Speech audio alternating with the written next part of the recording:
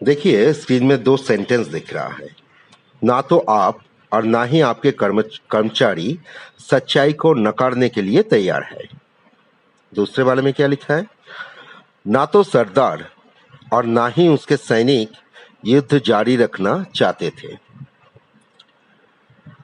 अब ये दोनों में ये सेंटेंस, इस तरीके का सेंटेंस जब बनाना होता है तो हम लोग को कुछ रूल्स एंड रेगुलेशन मान के चलना पड़ेगा। ना तो आप ना ही आपका कर्मचारी। तो इस तरीके के सेंटेंस लिखने के लिए हम लोग नीदर नॉर का यूज करते हैं। Neither nor. अब सेंटेंस को लिखा जाए, neither you nor your staff is ready to deny the truth. सही लिखा गया है। आप लोग अच्छी तरीके से देख लीजिए, neither you nor your staff is ready to deny the truth. Sentence अभी भी गलत है। सही होगा, neither you nor your staffs are ready to deny the truth. तो आज का जो हमारा प्रोग्राम है, आज का जो भी प्रोग्राम होगा वो नीदर नॉर, इधर और, बोथ एंड, इसी के बहुत सारे यूज को लेके। तो नीदर नॉर के यूज के समय आप लोग याद रखिएगा कि नॉर के बाद जो नाउन यूज होता है, नॉर के बाद जो नाउन यूज होता है उसी के ऊपर वर्ब डिपेंडेंट है। मतलब वो सिंगुलर होगा या प्लूरल होगा। Neither you nor your staffs are ready to deny the truth. इधर जो नीदर यू सिंगुलर है, बट नॉर के बाद जो यूज किया गया है, nor your staffs are ready to deny the truth, इधर स्टाफ्स के वजह से आर हो गया। दूसरे वाले सेंटेंस में क्या था? ना तो सरदार और ना ही उसके सैनिक युद्ध जारी रखना चाहते थे। Neither the chieftain nor his soldiers wanted to continue the war.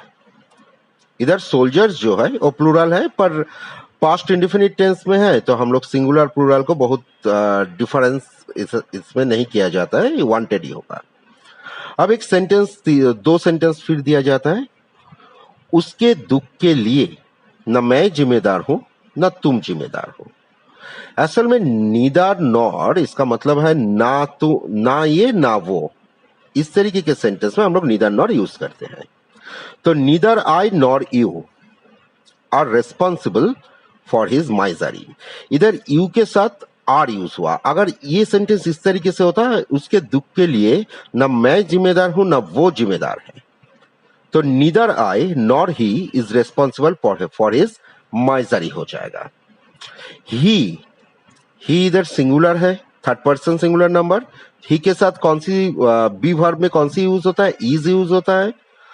तो नॉर के बाद जो मैंने क्या कहा, नॉर के बाद जो नाउन होगा उसी के ऊपर डिपेंड होता है कि पूरे सेंटेंस मतलब वर्ब क्या होगा, सिंगुलर या प्लूरल। मतलब नॉर के बाद वाला नाउन ही वो ठीक करता है। दूसरा सेंटेंस क्या है? ना तो प्रदीप ना ही उसकी पत्नी को खाना बनाना आती है, या नहीं प्रदीप ना उसकी पत्नी खाना बनाना जानती थी। ना तो प्रदीप और ना ही उसकी पत्नी खाना बनाना जानती थी। Neither Pradeep nor his wife knew to cook. तो हम लोग नीदर नॉर के दूसरे रूल्स पे जाने से पहले और दो सेंटेंस लिख रहा हूं। ना तो बॉस और ना ही उसके कर्मचारी स्थिति को संभालने में सक्षम है। तो संभालने का इंग्लिश हम लोग क्या करते हैं? हैंडल। सक्षम एफिशिएंट यूज करते हैं, एबल भी यूज कर सकते हैं, हम लोग एफिशिएंट से करें। तो neither boss nor his staffs are efficient in handling the situation. ना तो आपने और ना ही उसके मित्रों ने ये प्रोजेक्ट बनाया है। Neither you nor your friends have created this project और हैव मेड दिस प्रोजेक्ट। तो नीदर नॉर का हम लोगों का जो प्राइमरी लेवल पे जो सेंटेंसेस है, जो एडवांस रूल पे अभी तक आए नहीं हम लोग, प्राइमरी लेवल्स का जो रूल्स है, आई थिंक उसका कॉन्सेप्ट आप लोगों का क्लियर हो गया है। उनकी सहयोगियों में से कोई भी इस विषय को नहीं जानता है। सहयोगियों या सहकर्मियों हम लोग क्या बोलते हैं? कॉलीग। तो हम लोग क्या यूज लिखेंगे? Neither of his colleague know this subject. अब सेंटेंस सही है? आप ही लोग बताइए। कमेंट्स करते रहिए, तो पता चल जाएगा कि आप लोगों का कॉन्सेप्ट कितना क्लियर है। ये सेंटेंस सही है। एक चीज ध्यान में रखिएगा, मैं रूल्स लिख के दे रहा हूं। नीदर ऑफ प्लस सब्जेक्ट, ये हमेशा सिंगुलर सेंस में होगा। अगर सब्जेक्ट से पहले ऑफ रहे और उसके पहले नीदर रहे, अगर सब्जेक्ट का स्ट्रक्चर ऐसा हो नीदर ऑफ प्लस सब्जेक्ट, तो वर्ब हमेशा सिंगुलर फॉर्म में होगा। Neither of his colleagues knows the subject, third person singular number, know से नोज हो गया। आगे मैं 3 सेंटेंस दे रहा हूं। उनके किसी भी रिश्तेदार ने उनकी मदद नहीं की। उनका कोई भी कर्मचारी काम पूरा करने को तैयार नहीं था। कोई भी खिलाड़ी 20 से अधिक रन नहीं बना सका। पहले वाला देख लिया जाए। रिश्तेदार का इंग्लिश क्या है? रिलेटिव, मदद करना, help. Neither of his relative, मदद नहीं की, ये कुछ हद तक प्रेजेंट परफेक्ट के सेंस में हो रहा है, हैज हेल्प्ड हिम। तो नीदर है सिंगुलर, सिंगुलर फॉर्म के वजह से ही इधर हैज हो गया। अभी क्या कहा कि नीदर ऑफ अगर सब्जेक्ट से पहले यूज हो तो हमेशा जो सेंटेंस के वर्ब है वो भी सिंगुलर सेंस में आ जाएगा।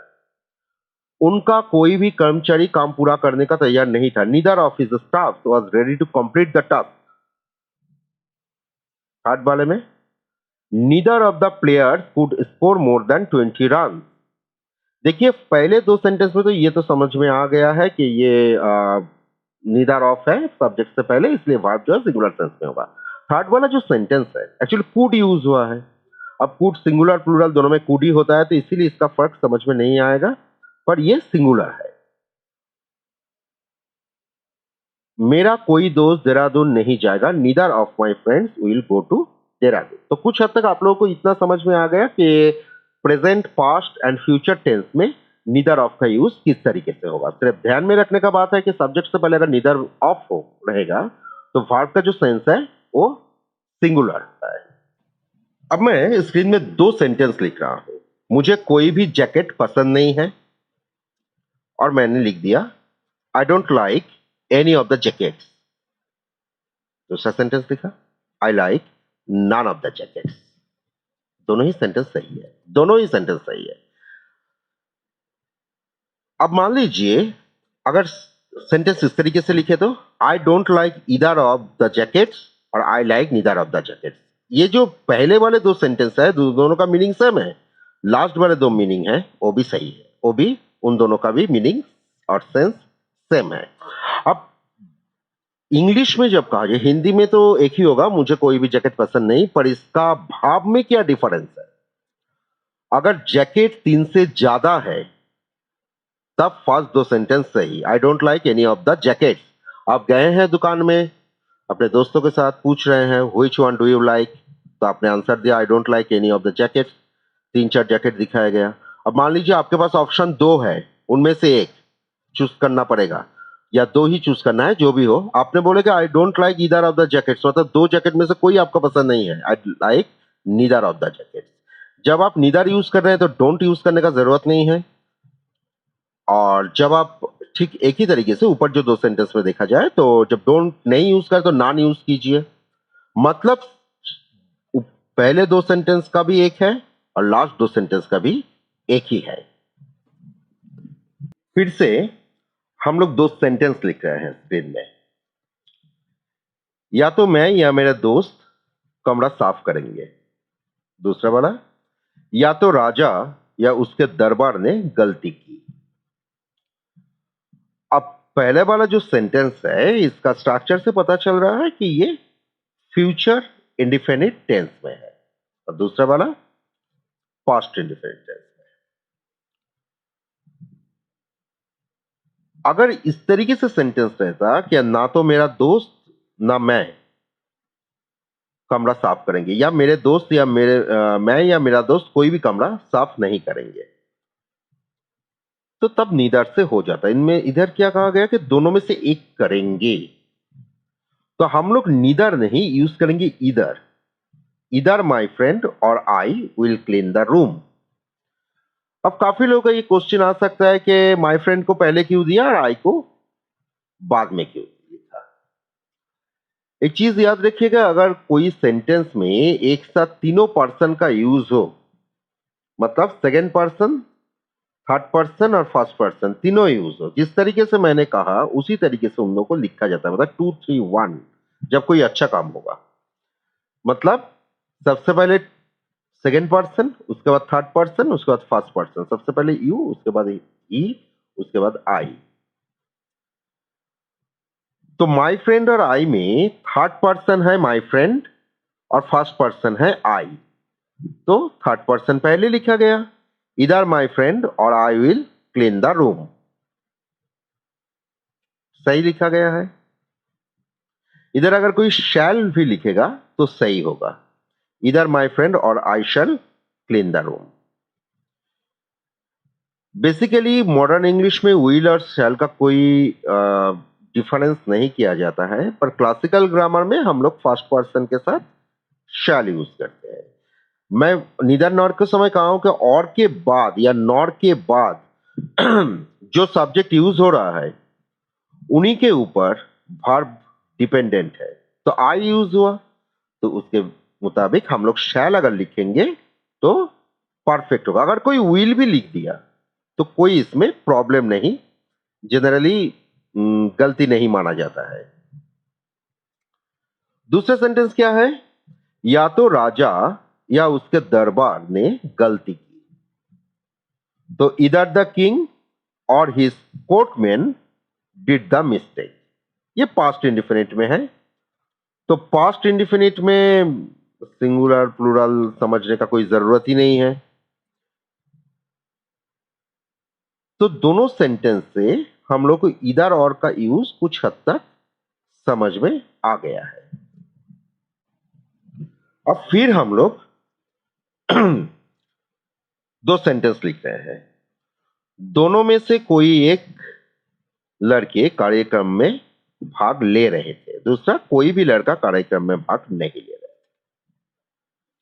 अब देखिए दोनों में से एक अगर आ जाए तो हमेशा ट्रांसलेशन में आप लोग ईदर ऑफ द बॉयज लिखेंगे, ईदर ऑफ द बॉयज दोनों में से एक बालक या दोनों में से एक लड़के। तो ईदर ऑफ द बॉयज अगर लिखा गया तो इधर क्या होता है, इधर इधर ऑफ अगर रहेगा तो सेंटेंस सिंगुलर हो जाता है, तो हम लोग क्या लिखेंगे, either of the boys was taking part in the programme. दूसरे सेंटेंस में neither of the boys was taking part in the programme, कोई भी नहीं ले रहा था तो नीदर हो जाएगा। नीदर ऑफ की तरह इधर ऑफ में भी सब्जेक्ट से पहले अगर इधर ऑफ रहे या नीदर ऑफ रहे तो वर्ब हमेशा सिंगुलर होगा। अब तीसरे इसी टाइप का सेंटेंस लिख रहा हूं, मुझे सच में संदेह है कि उन दो लड़कों में से कोई एक अपराधी है। सेंटेंस में क्या लिखा जाएगा, आई रियली सस्पेक्ट, संदेह करना का सस्पेक्ट होता है, इधर of those two boys is criminal. तो हम लोगों के पास इधर निधर का इतना तो फर्क समझ में आ गया है कि अगर पॉजिटिव सेंटेंस हो, अफर्मेटिव हो, तो उसमें इधर ऑफ और नीदर हमेशा नेगेटिव सेंटेंस को समझाया जाता है। नीदर ऑफ या इधर ऑफ सब्जेक्ट से पहले रहे तो उसका टोन हमेशा सिंगुलर होगा। अब सेंटेंस जो लिखा जा रहा है, तुम्हारी माँ और तुम्हारी बहन दोनों मंदिर गए थे, इधर एक साथ गए थे, ऐसा नहीं कि तुम्हारा माँ या बहन के बीच में एक लोग गए थे या तो दोनों में से कोई नहीं गया, ऐसा नहीं, दोनों ही गए थे। जब दोनों ही गए थे तो उस समय हम लोग इधर और निधर और नहीं यूज करते, हम लोग बोथ एंड यूज कर सकते हैं। मतलब both your mother and your sister went to temple. एक चीज याद रखिएगा, नीदर नॉर इधर और में नॉर और के बाद में जो नाउन है वो ठीक करता है कि वर्ब सिंगुलर होगा या प्लूरल होगा। बोथ एंड में ऑलवेज प्लूरल, बोथ एंड में वर्ब ऑलवेज प्लूरल। मुझे एक अच्छे रसोइये और एक गेटकीपर दोनों की तलाश है। I am looking for both a good cook and a good keeper. अब मान लिया जाए कि इस सेंटेंस को थोड़ा हम लोग इसके यूज को, जैसे अभी कहा कि बोथ एंड हमेशा प्लूरल होता है, इसको दिखाने के लिए एक सेंटेंस लिख रहा हूं। आपको और मुझे दोनों को तेज दौड़ना है। Both you and I have to run fast.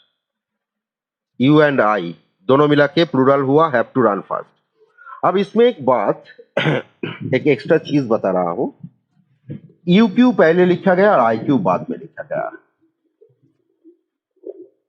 एक चीज याद रखिएगा, अगर सेकेंड पर्सन और फर्स्ट पर्सन एक साथ रहे, सेकेंड पर्सन और फर्स्ट पर्सन अगर एक साथ रहे तो सेकेंड पर्सन हमेशा पहले यूज होता है, फर्स्ट पर्सन बाद में।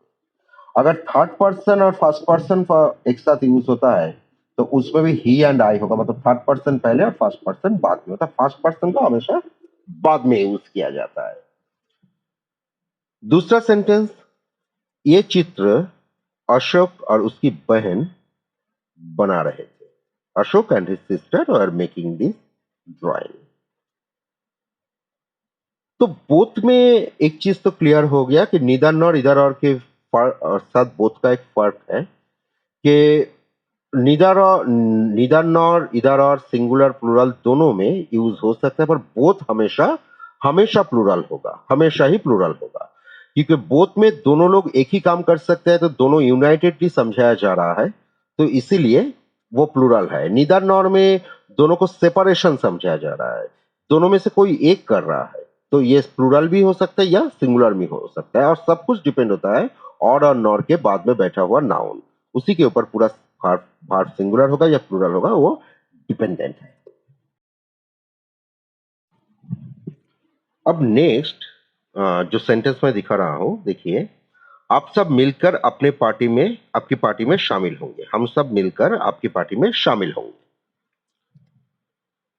हम एक साथ गोवा जाएंगे।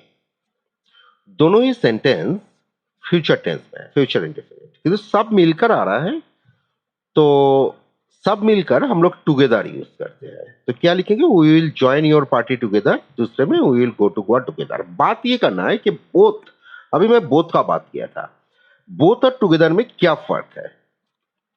पहली तो बात है कि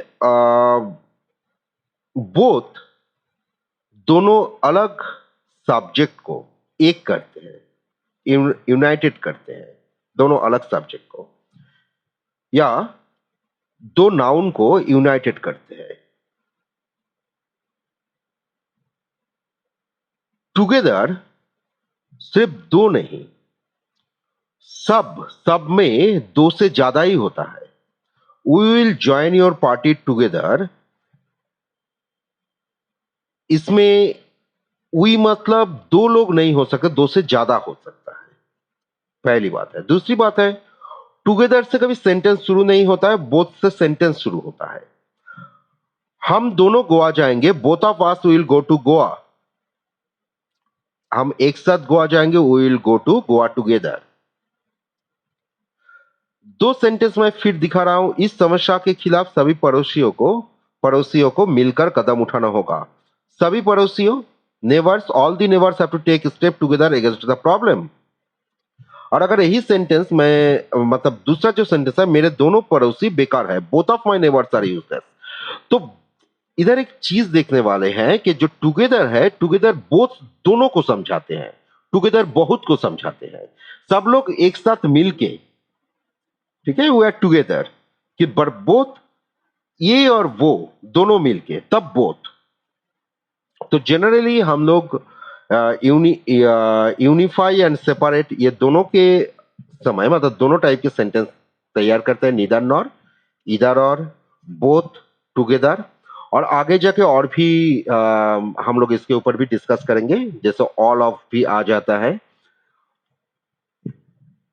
तो मुझे लगता है कि बोथ ऑफ टुगेदर का ऊपर जो कॉन्सेप्ट आप लोगों का है लगभग क्लियर हो गया है। कोई भी अगर मान लीजिए कि उसके बाद भी कॉन्सेप्चुअल कोई प्रॉब्लम रहे तो आप लोग कमेंट बॉक्स में जरूर भेजिएगा।